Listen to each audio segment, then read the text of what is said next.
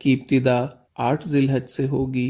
نماز فجر کے بعد غسل کریں یا وضو کریں، غسل کرنا افضل ہے۔ احرام باندھ لیں اور اشراق کے بعد 2 رکعت نماز ادا کریں۔ سلام پھیرتے ہی مرد حضرات سر سے کپڑا یا ٹوپی ہٹا لیں۔ حج کی نیت اس طرح کریں: یا اللہ میں حج کی نیت کرتا ہوں، آسان فرما، قبول فرما۔ مرد اونچی آواز سے اور خواتین آہستہ آواز سے تلبیہ پڑھیں۔ اب آپ پر احرام کی پابندیاں شروع ہو چکی ہیں۔ احرام کی حالت میں تلبیہ پڑھتے ہوئے مینا پہنچنا ہے۔ آج کا دن مینا میں گزارنا ہے۔ ظہر، عصر، مغرب اور عشاء کی نمازیں مینا میں ادا کریں۔ ذکر، اذکار اور دعا کی کثرت سے اپنا وقت قیمتی بنائیں۔ لوگوں کے ساتھ خوش اخلاقی کے ساتھ رہیں، خدمت کے ساتھ وقت گزاریں، کثرت سے تلبیہ پڑھیں، دعاؤں کا خوب اہتمام کریں، قرآن پاک کی تلاوت کریں، رات مینا میں قیام کریں۔ حج کا دوسرا دن 9 ذی الحج، آپ صبح اشراق کے بعد عرفات کی طرف سفر شروع کریں گے۔ عرفات میں پہنچ کر زوال کے بعد ظہر اور عصر کی نماز اگر امام کے ساتھ مسجد نمرہ میں پڑھی تو اکٹھی ادا کریں گے۔ اگر اپنے خیموں میں ہیں تو ظہر اپنے وقت میں، عصر اپنے وقت میں ادا کریں گے، اور درمیان میں آپ نے زوال کے بعد نماز کی ادائیگی کے بعد دعا مانگنی ہے۔ یہ ہے وقوف عرفہ، حج کا دوسرا فرض۔ 9 ذی الحج کو یہی عمل ہوگا۔ مغرب تک عرفات میں قیام کریں۔ مغرب کے بعد، مغرب سے پہلے نہیں آنا، مغرب کے بعد آپ مزدلفہ کی طرف آ جائیں گے۔ مزدلفہ میں عشاء کے وقت مغرب اور عشاء کی نماز ایک اذان اور ایک اقامت کے ساتھ ادا کرنی ہے۔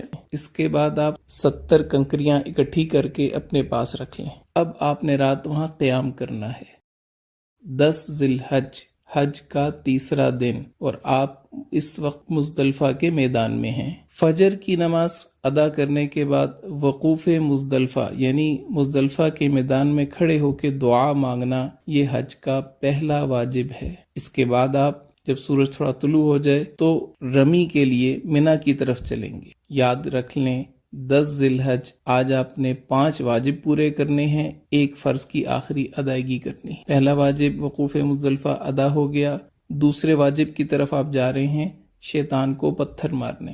مینا میں آج صرف بڑے جمرہ کو 7 کنکریاں مارنی ہیں۔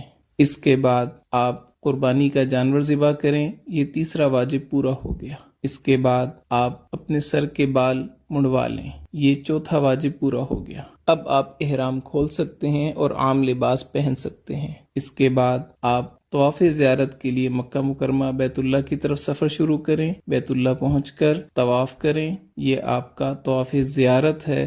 حج کا تیسرا فرض، حج کے تینوں فرض مکمل ہو گئے۔ اس کے بعد آپ نے سعی کرنی ہے، سعی حج کا 5واں واجب، یہ بھی پورا ہو گیا۔ اب آپ واپس رات کو مینا میں آ جائیں، مکہ مکرمہ میں قیام نہ کریں۔